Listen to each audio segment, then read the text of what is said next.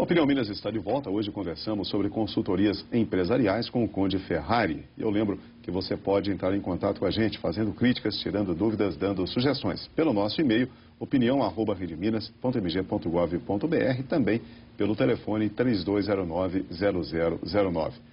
Ô Conde, vamos voltar agora para o outro lado, o lado do consultor, né? Como uma pessoa chega a ser um consultor? Qual que é esse caminho? É um caminho longo, antes de mais nada. Né? Eu diria que um consultor não tem uma formação jamais inferior a 5 anos. E com 5 anos, digamos assim, de profissão, ele é um consultor ainda com baixa experiência. Então, de uma maneira geral, o caminho é longo. Né? E é um caminho que parece não terminar nunca. A gente está sempre trabalhando, estudando, pesquisando. É um caminho longo. Pois é, essa era outra pergunta que eu ia fazer. O consultor tem que estar sempre em atividade, sempre se qualificando mais Sempre ainda. em atividade. Cada projeto ele é novo, ele traz surpresas, vamos dizer assim, traz um novo conjunto de questões, problemas, pessoas não encontradas em projetos anteriores. Ou seja, a soma das experiências acumuladas, na verdade, ajuda, mas não faz com que a gente tenha sucesso. Cada um a gente tem que lutar muito. Existe um tempo mínimo do trabalho de um consultor, de uma consultoria dentro de uma empresa? Tempo máximo, eu acredito que não, né? Mas existe um tempo mínimo? Existe. A gente tem muito trabalho de 1, 2 semanas, e tem trabalho que vai 1 ano. Né? Mas existe trabalho muito rápido, 1, 2 semanas existe. Esse diagnóstico do tempo da atuação, quem faz esse diagnóstico? É o próprio consultoria consultor? faz junto com o cliente. Não é? Que tipo de questão você quer resolver? Né? A gente joga isso depois num modelo de cálculo de tempo e diz, olha, para esse tipo de problema a gente gasta tanto tempo com esse tipo de energia. Qualquer empresa pode e deve ter uma consultoria, Conde? Qualquer empresa, de qualquer porte, de qualquer segmento. A minha pergunta é pelo seguinte, normalmente as pessoas sempre associam isso a grandes empresas, a médias e grandes empresas, o trabalho de um consultor envolvendo lá vários setores e dezenas, centenas de pessoas. Mas eu fico pensando naquela pessoa que tem um negócio pequeno, ela também pode ter um trabalho de consultoria? Pode, uma pessoa que consultoria? tem uma loja, é elegível um trabalho de uma ajuda, por exemplo, de como colocar seu produto melhor no mercado, como fazer um ciclo mais rápido de venda, como gerenciar melhor seus estoques. Tudo isso é trabalho de consultoria, né? Girar mais rápido o seu estoque, tudo isso. E às vezes é uma loja, pequena loja, às vezes é uma grande fábrica. Não é isso, é diferente. No seu caso, se uma loja foi a menor empresa que você já teve? Eu já fiz, por acaso, já fiz consultoria para uma loja de shopping. E esse trabalho foi antes da loja abrir as portas ou foi depois? Não, depois que já estava aberta e não estava em crise, estava pensando em crescer. Era uma loja que iria virar 2, 3, 4. Como é que nós vamos sair de uma loja para um conjunto de lojas? Esse foi o trabalho. O trabalho de uma consultoria é caro? Por exemplo, é um preço fixo que se cobra de uma empresa ou depende? Não, não é caro nem é um preço fixo. Não é? O trabalho da consultoria depende do objetivo proposto. Vamos dizer assim, para aquela empresa, depende do tempo, do esforço, de quantos consultores vão participar daquele tipo de trabalho. Né? Mas eu costumo dizer o seguinte, o trabalho da consultoria tem que ser sempre uma fração, o preço tem que ser uma fração do benefício oferido. Se não for assim, é gasto, é despesa. Não é? No mínimo se diria, é um investimento. Não, a gente tenta sempre fazer com que o preço seja uma fração do benefício num determinado espaço de tempo. Não é uma promessa fechada, tácita com o cliente, mas é o que se persegue, vamos dizer assim. Então não é caro por isso. Você durante o processo, ou pouco depois do processo de consultoria, você já recuperou aquele valor, às vezes multiplicado. No caso, por exemplo, de uma empresa que está bem e quer simplesmente ter um impulso, né, no seu faturamento, nas suas vendas, digamos assim, é combinado isso, se uma meta a ser atingida? E aí, de repente, a remuneração pode variar em cima disso? Fala, olha, se a gente conseguir alcançar tantos por cento de venda, a consultoria tem, digamos assim, um bônus, e isso pode ser progressivo, digamos? Isso existe, mas é muito pouco aplicado, que é o chamado contrato de performance. Né? Normalmente, nós trabalhamos nos processos empresariais das empresas, via de regra, a empresa vai ter um ciclo de negócio, de vendas, ele vai aumentar 20%, 25% a velocidade, a produtividade vai crescer 20%, 25%. Agora, se você faz um acordo e uma promessa de que a consultoria vai conseguir isso, em minha opinião pessoal, você está excluindo o esforço do cliente, que é grande. Né? Então, eu vou ser remunerado por uma meta que eu vou atingir junto com o cliente. O cliente não foi remunerado. Ele está passando para mim esse bônus. Então, o contrato de performance tem essa dificuldade, vamos dizer assim, e ele é pouco compreendido, não só no Brasil, como no mundo todo, principalmente na área de consultoria. Né? Até porque o consultor pode se sentir tentado, vamos dizer assim, a ter todo um foco financeiro e não organizacional, para que ele atinja um percentual, digamos assim, desse sucesso financeiro. Conde, você já está atuando nessa área há um bom tempo, né? É um bom tempo, uns 20 anos. 20 anos.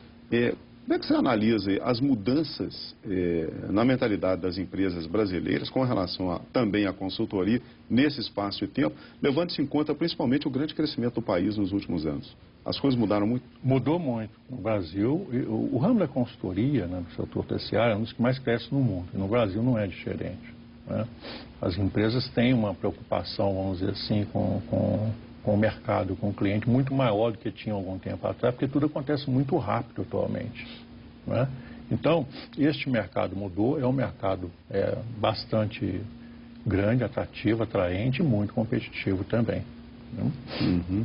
Quer dizer que a empresa brasileira está mais aberta ao trabalho de consultoria nos últimos tempos. Muito mais aberta. Existe algum ramo de negócio que procura mais o trabalho dos consultores? Não. Ele é tremendamente indiferente. Né? Então, às vezes é um pouco até exótico. Eu fiz um trabalho uma vez para um hospital, né? Mas o hospital elegeu, mas você não vai falar da cirurgia, você vai falar do quê? Dos processos administrativos de gerenciamento de um hospital. Né? O hospital também dá lucro, o hospital dá prejuízo, dá resultado, não dá resultado. Né? É um negócio o hospital. Pois então agora você entrou num detalhe interessante, né? Saindo desses processos organizacionais, administrativos, financeiros, de práticas do dia a dia, suponhamos que a sua consultoria detecte que, num hospital, por exemplo, que o corpo médico, na verdade, é um ponto fraco. Né? Conversando lá com o público interno, com o público externo, você chega, olha, a imagem do hospital, os erros, isso acontece, você de repente vai procurar alguém especializado na área médica para poder atuar dentro dessa equipe? Sim, a consultoria que a gente faz, que é a consultoria que nós chamamos de revisão dos processos internos, né? Ela pode necessitar sim de auxílio. De repente a gente pode estar agregando um médico a este processo, especialista em determinado tipo de cirurgia, ou de internações, esse tipo de coisa. Né? Pode estar agregando advogados, se você tem lá um problema jurídico e tudo mais. Né? A consultoria não tem a proposta de resolver todos os problemas, mas os processos administrativos que gerenciam aquele negócio, no caso, um hospital. Nós não vamos entrar na discussão se as cirurgias são bem ou mal realizadas, nós não somos médicos. Nós vamos entrar na discussão se o negócio cirurgia está sendo bem conduzido. A gente pode, por exemplo, trazer essa discussão para um outro produto, para isso que isso fique bem claro, né? Por exemplo, uma perfumaria, né? Uma loja de perfumes. De repente você fala assim, olha, o seu perfume não é bom, as pessoas não estão gostando desses perfumes que estão sendo vendidos. Quer dizer, a consultoria também atuaria nisso. Atuaria. Ou orientaria o cliente para mudar a linha de produto. No nosso caso é diferente. Como a gente sabe que um perfume não é bom? Quando o mercado não está comprando.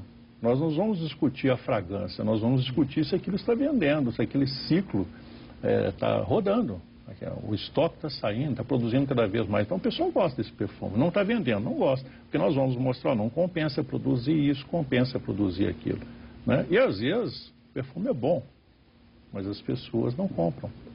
O consultor é um profissional regulamentado? Não. Ou não? Infelizmente não. Né? Eu digo infelizmente porque... nós não precisamos de nada para ser consultor. Né? Se você alugar uma sala e escrever lá na placa consultor, se alguém te contratar, você está fazendo consultoria. Isso é ruim, né? Porque você encontra muito curioso e, enfim, não tem nenhuma regulamentação como médico, dentista, advogado, qualquer tipo de profissão. Né? Mas existe uma ou outra associação fraca, mas regulamentação não. E qual que é, digamos assim, em termos, a segurança de uma empresa na hora de contratar um consultor ou uma empresa de consultoria? Quer dizer, isso vai mesmo pelo boca a boca do mercado, seria?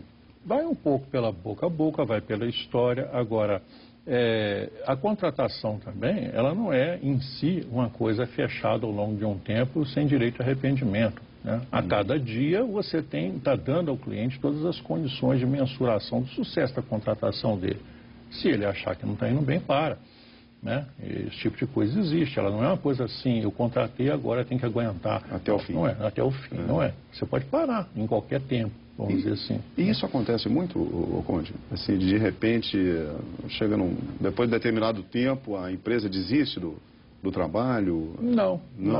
O que acontece são níveis de sucesso na implementação diferentes, mais ou menos sucesso, vamos dizer assim, né? Agora vamos parar porque não está dando certo, não, porque a necessidade está ali premente, né? Se a consultoria tem experiência, tem habilidade de lidar com as pessoas e tudo mais, né? Está focando os processos-chave da empresa que estão incomodando naquele momento, está limpando aqueles processos, estão andando mais rápido.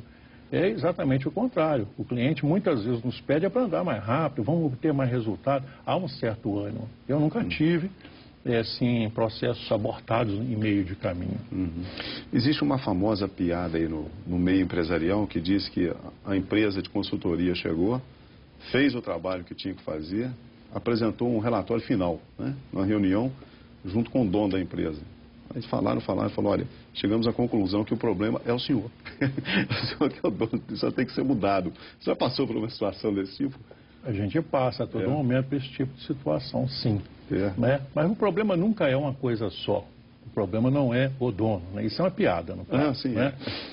Mas que às vezes tem um lado de verdade. Tem, às vezes ele pode ser parte do problema e você tem que escalonar ao longo do tempo uma série de conversas, é o que a gente chama de coach, né? Você vai sentar, vai conversar com aquele executivo no sentido de ele poder dividir melhor o poder, né? Delegar mais autoridade, fazer algumas adequações. Nós não vamos mudar a pessoa, nós vamos mudar o processo de gerenciamento da empresa. A pessoa nós não vamos mudar. Né? O sujeito que me contratou diz, olha, eu sou o que manda, estou aqui há 20 anos e pretendo ficar mais 20, eu não posso chegar para ele e falar, a primeira coisa é você sair, não tem jeito, né? Mesmo que ele seja não o problema, mas um dos problemas que a empresa está vivendo. Nunca tem um problema só, o problema nunca é técnico meramente, o problema mistura pessoas, atividades técnicas, uma série de coisas. Todo o processo da empresa ele é muito complexo, né, com muitas atividades, de forma que uma pessoa possa dominar todo o problema. Seria até fácil, né?